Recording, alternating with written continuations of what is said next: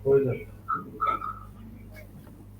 स्वागत है आप सभी का। आप देख रहे हैं एच1 प्राइम, आपके साथ मैं हूं पंकज रौतेला। चर्चा देवभूमि हिमाचल पर होगी और हिमाचल में कोरोना के मामलों पर आज एक बार फिर से हम चर्चा करेंगे, क्योंकि तीसरी लहर का अंदेशा जताया जा रहा है। लेकिन ऐसा लगता है हिमाचल प्रदेश में तीसरी लहर ने दस्तक दे दी है। वो दस्तक इसलिए क्योंकि यहाँ स्कूल जाने वाले बच्चे कोरोना की चपेट में आ रहे हैं। आंकड़ा दिन प्रतिदिन बढ़ रहा है और ये चिंताओं को भी बढ़ा रहा है। और साथ ही साथ दिक्कत ये भी है कि जो पर्यटक पहुंच रहे थे उन्हें छूट दी गई। गाइडलाइंस जो थी उसके तहत तमाम हजारों गाड़ियां शिमला के अंदर एंटर हुई और उसके बाद आज स्थिति ऐसी है कि एक बार फिर से नई गाइडलाइंस सामने है और उसमें आरटीपीसीआर की नेगेटिव रिपोर्ट आपको लानी होगी। और साथ ही साथ आपने वैक्सीनेशन अगर किया है तो उसके बारे में भी आपको जानकारी देनी होगी, उसका भी पर्चा आपके पास होना चाहिए। ये गाइडलाइंस में दिखाई देता है, यह कहा गया है। और उधर विधानसभा सत्र चल रहा है, मानसून सत्र, और मानसून सत्र में विपक्ष एक बार फिर से कोरोना के मामलों को लेकर, कोरोना के दौर में सरकार ने जिस तरह की रणनीति बनाई, जिस नीति के हिसाब से काम किया, उस पर भी सवाल जवाब करने को तैयार है। तो हम आज बात एक बार फिर से कोरोना पर करने जा रहे हैं। मेहमान हमारे सामने हैं, बीजेपी से हमारे साथ प्यार सिंह साहब हैं। स्वागत है सर आपका। वरिष्ठ पत्रकार अश्वनी वर्मा जी हमें दिख रहे हैं, आपका भी स्वागत है सर, बहुत बहुत। और सुनील परमार हमारे सहयोगी हमारे साथ हैं। सुनील, आपका बहुत स्वागत है। आपने कोरोना काल में बेहतरीन तरीके से खबर हम तक पहुंचाई और हमने पूरे हिमाचल में।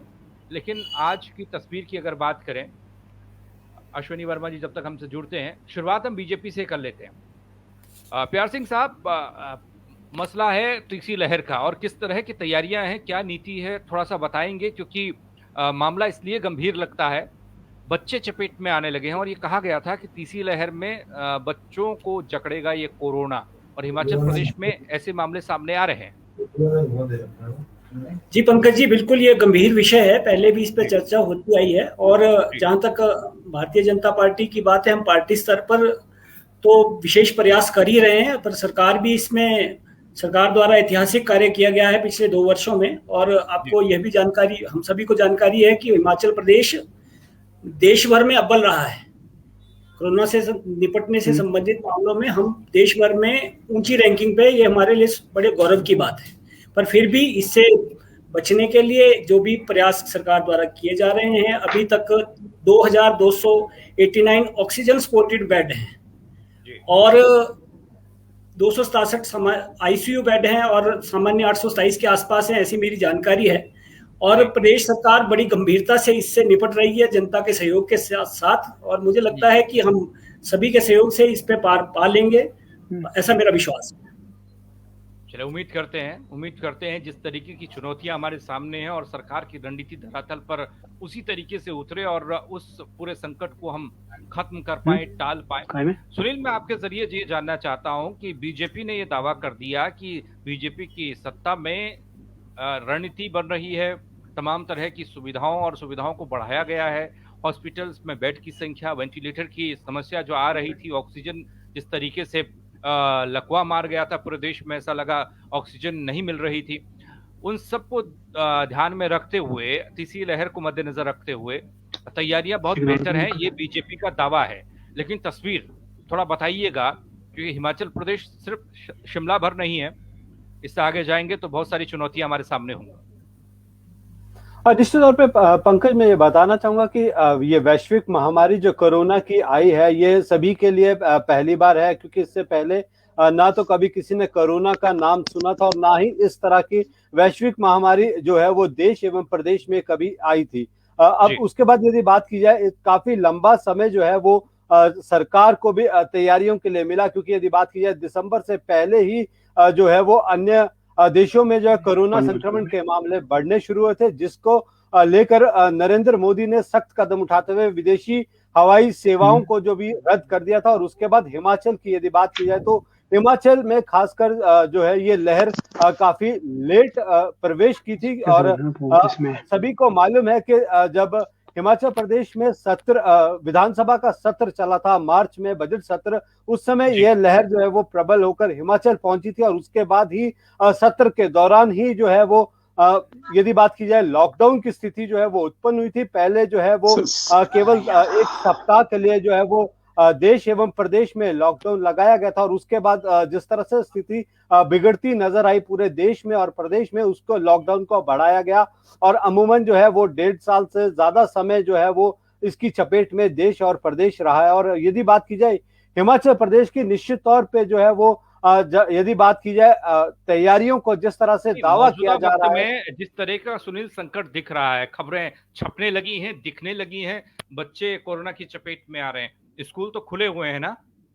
निश्चित तौर पर जिस तरह से तीसरी लहर की बात की जाए, क्योंकि यदि विशेषज्ञों की बात की जाए तो उन्होंने पहले ही ये संकेत दिया है कि जो ये तीसरी लहर है ये बच्चों के लिए काफी खतरनाक रहेगी, काफी प्रभावित रहेगी। और हिमाचल प्रदेश की बात की जाए तो हिमाचल प्रदेश में 9वीं से लेकर 12वीं कक्षा तक के लिए जो है स्कूल खोल दिए गए हैं, साथ ही साथ गाइडलाइंस भी जो है वो उसे पालन करने के दिशा निर्देश दिए गए हैं। और यदि बात की जाए वर्तमान की, तो अभी भी 300 बात करें तो 355 बच्चे जो है वो कल ठियोग में जो है वो संक्रमित पाए गए, क्योंकि सबसे पहले एक बच्चा था, उसके बाद माफी चाहूंगा ये जो है 37 बच्चे जो है वो संक्रमित पाए गए।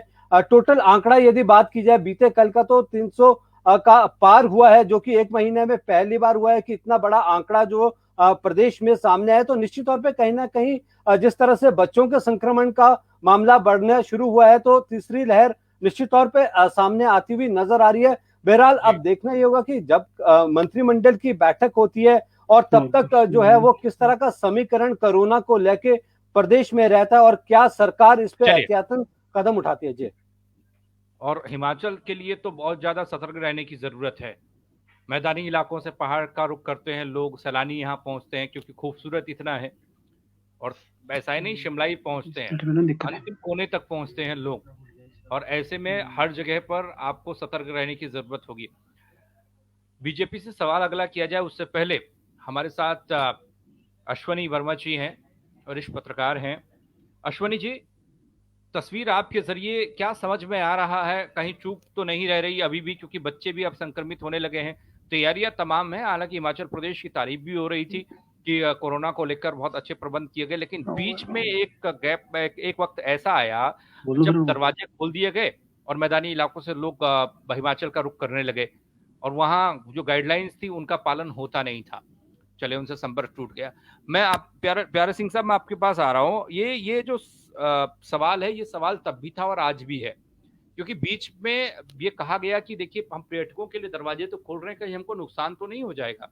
उस समय सरकार ने भी ये कहा, मुखिया ने खुद ये कहा कि नहीं, बस हमने गाइडलाइंस जारी की हैं और इनको अगर फॉलो किया जाएगा तो खतरा टल जाएगा, खतरा नहीं बनेगा। लेकिन बना खतरा, और आज की डेट में बच्चे चपेट में आ रहे हैं, स्कूल खुले हुए हैं, स्कूल खोलना भी जरूरी है।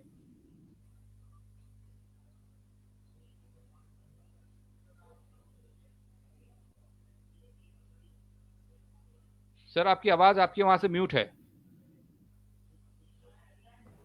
हाँ, सॉरी, मुझे लगता है पंकज जी आप बिल्कुल सही कह रहे हैं कि प्रदेश में मामले कुछ बढ़ रहे हैं, और जहां तक यहाँ पर पर्यटकों की आने की बात है, हम सबका मानना है, आप भी ये जानते हैं कि प्रदेश के लाखों लोगों का रोजगार पर्यटन पर आधारित है। जी बिल्कुल। और इस सब में भी हमें उनकी जीविका का भी ध्यान रखना पड़ेगा। दूसरे, कोरोना से निपटने के लिए प्रदेश सरकार ने सभी वर्गों ने बार बार निवेदन किया है कि नियमों का पालन करें। फिर भी जहां कहीं कमी आती है वहां प्रदेश सरकार सख्ती से निपट रही है और सभी वर्ग उसमें सहयोग भी कर रहे हैं, और भी जो भी इसमें पैरामीटर्स लिए जाने हैं उनको लिया जाएगा। इतना ही मुझे कहना है, पर जहां भी किसी के सुझाव हैं वो स्वागत योग्य है, उसके लिए सरकार मुझे लगता है हर वक्त तैयार है। नहीं, नई गाइडलाइंस में क्या कुछ है? आरटीपीसीआर की नेगेटिव रिपोर्ट मांगी जाएगी और वैक्सीनेशन का सर्टिफिकेट आपके पास होना चाहिए। ये तमाम चीजें, और क्या कुछ खास? क्योंकि गाइडलाइंस तो पहले भी तय की गई थी जब पर्यटकों का जमावड़ा और हजारों गाड़ियां शिमला में एंटर हुई थी, और जब वो मास्क नहीं पहन रहे थे, शारीरिक दूरी नहीं थी, तब भी सवाल ये किया गया था कि भैया गाइडलाइंस कहाँ है, उसको फॉलो क्यों नहीं करा पा रहे हैं? नहीं नहीं, उसके लिए प्रशासन मुस्तैद रहता है और जहां कमियां होंगी वहां पे सरकार बिल्कुल उस पर तीव्रता से काम कर रही है। और अभी भी आप बैरियर्स पे देखिए, चेकिंग हो रही है, बाकायदा प्रॉपर चेक हो रहा है। जिनके पास रिपोर्ट है वो लोग अंदर आ रहे हैं, उनका स्वागत है, और जिन्होंने वैक्सीनेशन करी है उनका भी स्वागत है। पर फिर भी अगर नियमों का पालन तो करना ही होगा, तभी हमको सभी की सुरक्षा सुनिश्चित करना है। प्लीज, नियमों का पालन करना और करवाने में थोड़ा फर्क रह जाता है, वही थोड़ा सा चुनौतियां बनकर सामने आ रहा है, मुझे ऐसा लगता है। हमारे साथ अश्वनी जी जुड़ चुके हैं। अश्वनी जी, आप तक हमारी आवाज पहुंच रही है? इसी लिंक से जुड़े। अश्वनी जी, आप सुन पा रहे हैं सर?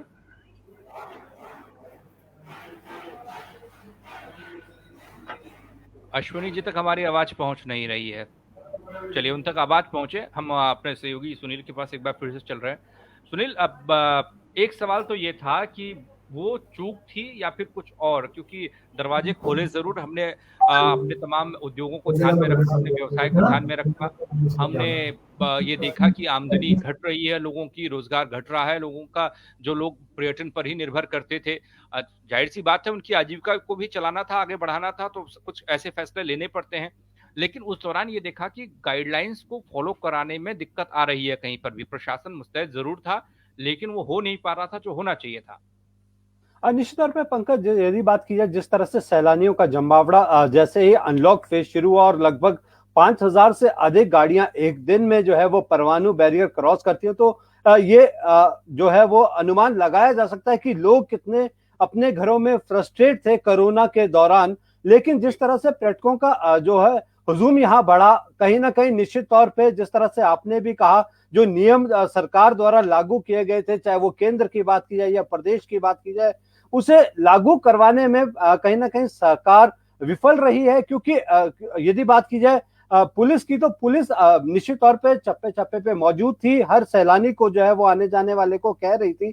लेकिन जिस तरह से हैवी फाइन की बात की जाए तो उसमें सैलानियों का भी ये कहना था कि जी अगर हम पानी पीने के लिए भी मास्क हटाते हैं तो हमारा चालान किया जाता है। सैलानी कहीं ना कहीं उलझते हुए नजर आए। हिमाचल की प्रदेश स्मार्ट पुलिस जो है वो कहीं ना कहीं शालीनता से काम कर रही थी।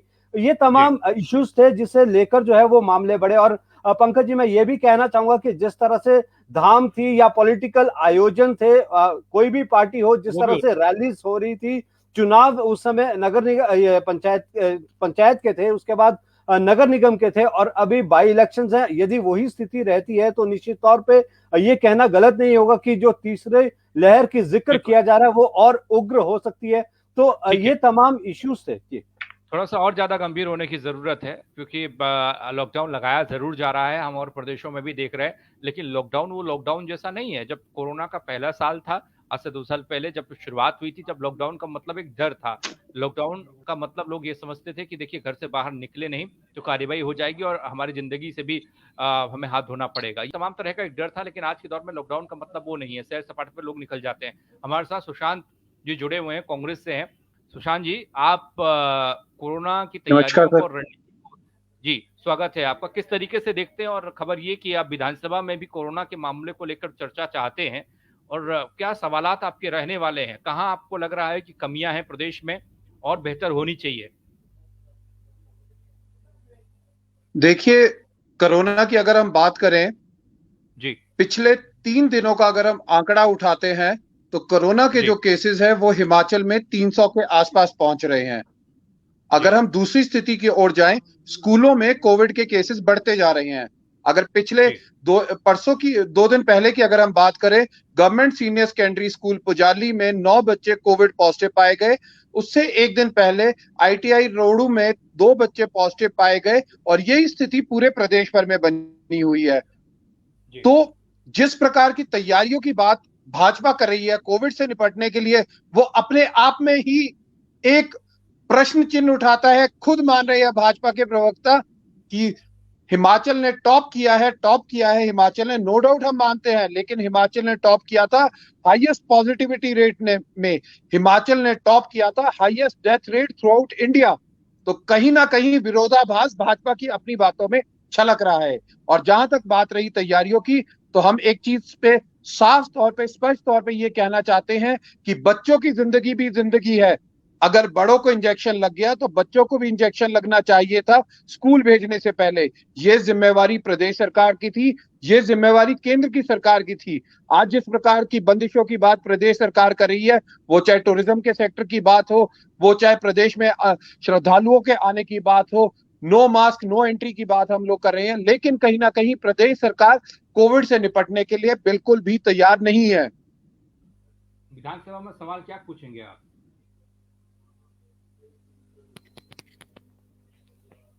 सुन रहे हैं सर? सुशांत जी, विधानसभा में कौन से सवाल आप करने जा रहे हैं? कौन से सवाल आपके द्वारा होंगे, आपके विधायकों द्वारा होंगे, या वॉकआउट होगा? देखिए, कांग्रेस के विधायकों का साफ तौर पे एक चीज का मानना है कि जो हमारी व्यवस्था है वो मात्र बड़े अस्पतालों तक सीमित रह गई है। वो चाहे आईजीएमसी की हम बात करें, टांडा की हम बात करें, वो चाहे मंडी की बात करें, लेकिन उसके नीचे जो निचले लेवल पे जो हमारी पीएचसीज है, सीएचसीज है, वो कोविड की तीसरी लहर के लिए बिल्कुल भी तैयार नहीं है। और यही प्रश्न जो है हमारे जो विधायक है कांग्रेस दल के, वो सदन में पूछना चाहते हैं, वो यही पूछना चाहते हैं कि किस प्रकार की तैयारियां उनके विधानसभा क्षेत्रों में प्रदेश सरकार ने की है। अपनी आवाज खोलिए और जवाब दीजिए सर। आपने तो तैयारियों को 200% करेक्ट बता दिया, लेकिन कांग्रेस को रास नहीं आ रहा है। नहीं, इनको रास आना भी नहीं है। मुझे लगता है कि इनको उस चीज की आदत नहीं है, केवल विरोध के लिए विरोध करना है, वो एक अलग विषय है। और जहां तक स्थान की बात है, वो सभी जानते हैं कि पंजाब में या कांग्रेस शासित राज्यों में किस तरह से वैक्सीन को खरीद के और कितने ऊंचे पे बेचने की प्लानिंग और कार्य योजना हुई है, वो छुपी हुई नहीं है। प्रदेश सरकार पूरी सीरियसनेस के साथ इस काम को कर रही है। पहले ये महामारी अस्पतालों की स्थिति क्या है? ये जब सवाल विपक्ष कर रहा है, तो क्या हम छोटे अस्पतालों को भी बड़े अस्पतालों की तरह ही सुविधा मुहैया कराएंगे? वहां पर ऐसे इंतजामात ही होंगे कि जहां पर आपको बड़े हॉस्पिटल जाना नहीं पड़ेगा, क्योंकि अक्सर ये देखा जाता है गाँव कस्बों में और ऐसे पहाड़ी इलाकों में छोटे अस्पताल ही उस वक्त सहारा होते हैं। अगर वहां पर व्यवस्था नहीं है, अगर किसी को शिमला ही आना है, तो फिर वो कई किलोमीटर का, कई दसियों किलोमीटर का सफर तय करके कैसे आएगा? छोटे अस्पतालों को लेकर जो सवाल पूछा, उसके जवाब में है कुछ, वहां पर क्या व्यवस्था है? मुझे लगता है कि बेसिक जो जरूरी व्यवस्थाएं हैं वो हर अस्पताल में की जा रही है और की भी गई है। हाँ ठीक है, बरसात के कारण कई जगह दूर दराज के क्षेत्र हैं, तो स्वाभाविक रूप से दिक्कतें भी आएगी, पर हम सभी मिलकर उसको पार करेंगे, ऐसा मेरा मानना है। और जो कोरोना से मिलकर देखिए, जिस प्रकार से पंकज जी, मैं एक चीज कहना चाहूंगा, जिस प्रकार से प्यार सिंह जी कह रहे हैं, वो अपने आप में परिचायक है कि प्रदेश सरकार इस समय कोविड की तीसरी लहर के लिए बिल्कुल भी तैयार नहीं है। आंकड़ों की ही बात कीजिए, हर स्कूल में आपका जो कोविड मैनेजमेंट सिस्टम है वो फेल होता जा रहा है। अगर हम बात करें प्रदेश में आने वाले लोगों की बात करें, ना हमारे पास एक मॉनिटरिंग सिस्टम है जिसमें हम चेक कर सके कि प्रदेश के अंदर कौन आया। अगर आप मंदिरों में बात कर रहे हैं कोविड के टेस्टों की, तो कौन इस चीज को चेक करेगा? एक प्लानिंग सिस्टम ही फेल हो रहा है। आपने एक एडवाइजरी जारी की है, प्लीज इस चीज को समझिए पंकज जी, एक एडवाइजरी। संपर्क टूट गया। प्यार सिंह साहब, कोई जवाब? को जवाब है। उन्होंने कहा है कि आपने एडवाइजरी तो जारी कर दी, आपने तमाम तरह की बातें तो आपने कर दी, लेकिन मॉनिटरिंग की व्यवस्था नहीं है। आप बताइए कि किस तरीके से मॉनिटर किया जाएगा? कहीं रजिस्ट्रेशन होगा, कौन आ रहा है, कौन जा रहा है, और कौन कितने दिन के लिए कहाँ पर ठहरा है? ये सब एक तरीके से होगा ना, एक नियम के साथ होगा। एडवाइजरी में इस बात का जिक्र नहीं है क्या? पंकज जी, वो व्यवस्था पहले ही बनी हुई है, उसमें कुछ जो नया करने वाला वो सरकार करेगी। जहां तक मैं अपनी बात कहूं कि भारतीय जनता पार्टी अपने स्तर पर, सरकार तो अपना काम कर ही रही है, पर आप बीजेपी वाला सवाल थोड़ा पूछ पाएंगे? अभी तो मौजूदा वक्त में सरकार को लेकर बात चल रही है ना, अब तैयारियां सरकार कर रही है, बीजेपी क्या तैयारी करेगी बताइए? बीजेपी, हाँ बिल्कुल, मैं वो भी बता रहा हूँ आपको कि बीजेपी 25,000 लोग तैयार कर रही है, जो हर गाँव में हर बूथ पे 3 लोग बीजेपी के पहले भी सेवा में लगे हुए थे। अब और सरकार के काम में ऐड नहीं होगा क्या? वो सरकार के काम में कैसे ऐड हो जाएगा ना? भारतीय पार्टी का पक्ष रखना भी मेरा दायित्व बनता है पंकज जी। नहीं, पार्टी का रख रहे हैं आप, लेकिन मैं तो सरकार का भी चाहता हूं कि किस तरीके से काम कर रही है। अब बीजेपी वाले काम ना करे तो उन पर आप सवाल नहीं कर सकते हैं कि हमने आपको चुनकर भेजा, हम आपके साथ हैं, आप दोस्त हैं या मित्र हैं, नहीं पूछ सकते ना सर। हम ये पूछ सकते हैं कि सरकार चुनी हुई है, विधायक जी चुनकर भेजे गए, बिल्कुल मुख्यमंत्री बने, तो उससे सवाल बिल्कुल होता, सरकार प्रदेश की है इसलिए। नहीं नहीं ठीक है, सरकार भी मेरा देखिए आपके सामने है, माननीय हमारे जो हमारे स्वास्थ्य मंत्री हैं वो कोविड रोगियों से भी मिल रहे हैं खुद पर्सनली जाकर, आपके सामने है, ऐसा नहीं है। हम हर स्तर पर प्रयास और पूरी निष्ठा से कार्य कर रहे हैं और उसके परिणाम भी सामने हैं।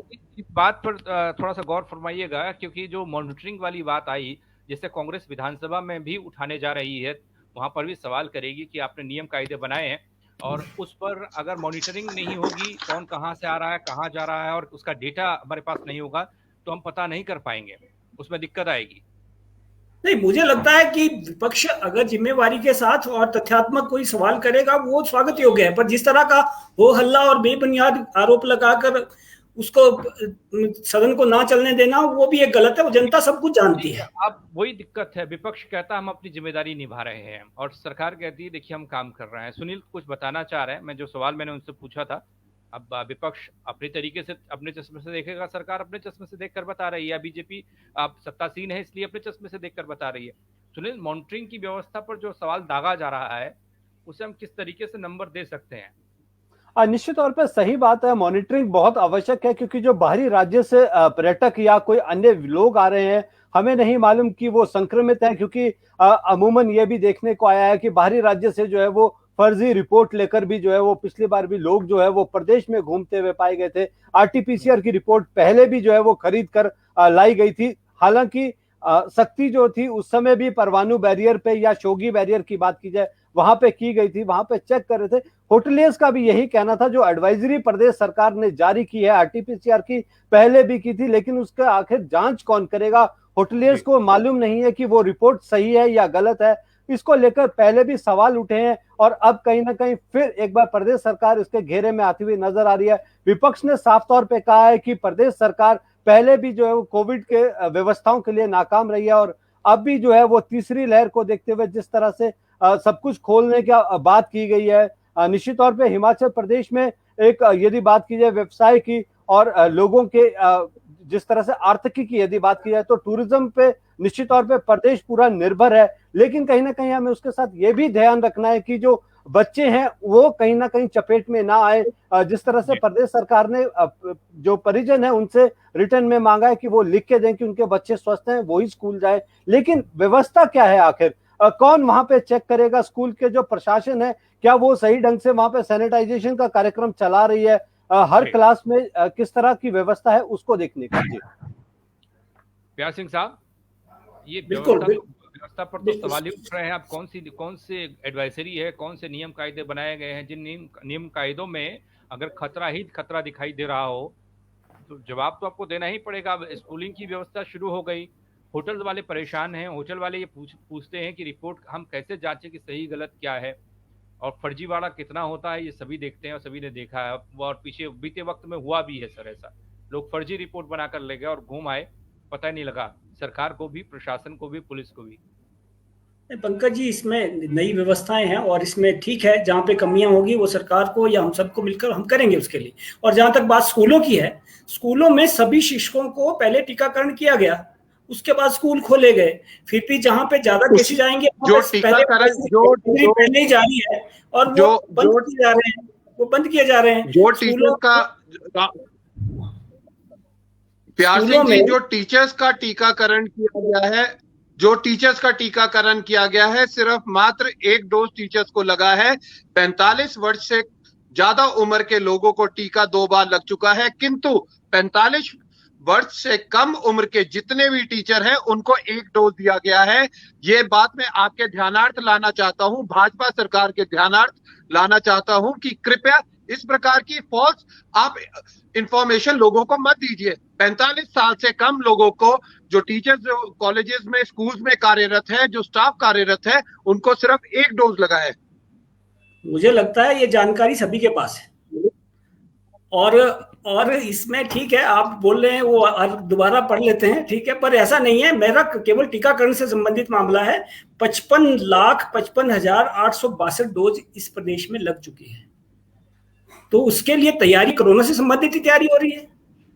इसी विषय पे हम काम कर रहे हैं। और भी इतने हॉस्पिटल अलग से, प्राइवेट हॉस्पिटल, थोड़ा सा बच्चों के मामले में और ज्यादा हमें सतर्क होने की जरूरत है, यानी सरकार को और ज्यादा सतर्क होने की देखिए मैं मानता हूं। एक सरकार का एक दृष्टिकोण होता है, एक विकास का दृष्टिकोण होता है, सब लोगों को साथ में लेकर चलने का दृष्टिकोण होता है। आपको एक चीज समझनी पड़ेगी कि इस देश में, इस प्रदेश में उतना ही महत्व एक बच्चे का है, उतना ही महत्व माता का है, उतना ही महत्व पिता का है। सब लोगों को इक्वली कंसिडर करना पड़ेगा। बच्चे कोई एक्सपेरिमेंट का साधन नहीं है। हम क्यों बार बार, राहुल गांधी जी क्यों बार बार ये बात कह रहे हैं? क्योंकि हमें ये चीज समझनी पड़ेगी, बच्चे हमारे हैं। प्यार सिंह जी, आपके भी बच्चे हैं, आपको भी ये चीज सोचनी होगी कि किस प्रकार से हम अपने बच्चों की लाइफ को रिस्क पे डाल रहे हैं। कितनी हमारी तैयारियां है वो आपका दिल भी जानता है। मात्र सरकार को बचाने के लिए, मात्र सरकार का एक मुखार्जन बनने के लिए आप इस प्रकार की झूठी जो इंफॉर्मेशन है वो मत प्रोवाइड कीजिए। हमें पता है कोविड का समय है, तीसरी लहर है, सबको मिलकर लड़ना पड़ेगा, दलगत राजनीति से ऊपर उठकर लड़ना पड़ेगा। किंतु जो कमियां हैं सिस्टम में वो आपको, मुझे, हम सबको स्वीकारनी पड़ेगी। नहीं, उसके लिए हम काम कर ही रहे हैं, पर जिस तरह से आप एक राजनीतिक रूप देने की कोशिश कर रहे हैं ये भी गलत है। राहुल गांधी जी ने क्या कहा है वो मैं आपको अभी बोलने लगूंगा तो आप कुछ कह नहीं पाएंगे। चलिए, इतना वक्त हमारे पास नहीं है। बहुत शुक्रिया, आप सभी ने हमारे साथ चर्चा के लिए वक्त निकाला और बात उस विषय पर हो रही है जो मौजूदा वक्त में चर्चा में ही नहीं है, जानलेवा भी बना हुआ। और हिमाचल प्रदेश खूबसूरत प्रदेश, वादियों वाला प्रदेश, देवभूमि, और यहाँ पर पर्यटक पहुंचते जरूर हैं, लेकिन उनको लेकर सरकार और प्रशासन को और ज्यादा सतर्क होने की जरूरत इसलिए ज्यादा लगती है क्योंकि बच्चे, स्कूल जाने वाले बच्चे इसकी चपेट में आ रहे हैं। और ये हम सब जानते हैं, बड़ों को वैक्सीन लग गई, किसी को 2 डोज, किसी को 1 डोज, लेकिन बच्चों के लिए अभी इस तरह की कोई व्यवस्था दिख नहीं रही है। तो ऐसे में और ज्यादा सतर्क होने की जरूरत है। बहुत शुक्रिया आप सभी का हमारे साथ जुड़ने के लिए। धन्यवाद। तो आप भी हमारे साथ जुड़ने के लिए बहुत शुक्रिया, और उम्मीद यही करते हैं कि बेहतर हो इंतजामात, और कोशिश करें इस कोरोना काल में थोड़ा घूमना फिरना कम करें, मैदानी इलाकों से पहाड़ी इलाकों का रुख कम करें। हालांकि बरसात भी हो रही, मानसून भी चल रहा है, और खतरा मानसून से लैंडस्लाइड और तमाम खतरा है बारिश का भी, और कोरोना का खतरा तो बना ही हुआ है। तो इससे थोड़ा बचने की कोशिश हम सबको करनी चाहिए। बहुत शुक्रिया आप सभी का हमारे साथ जुड़ने के लिए।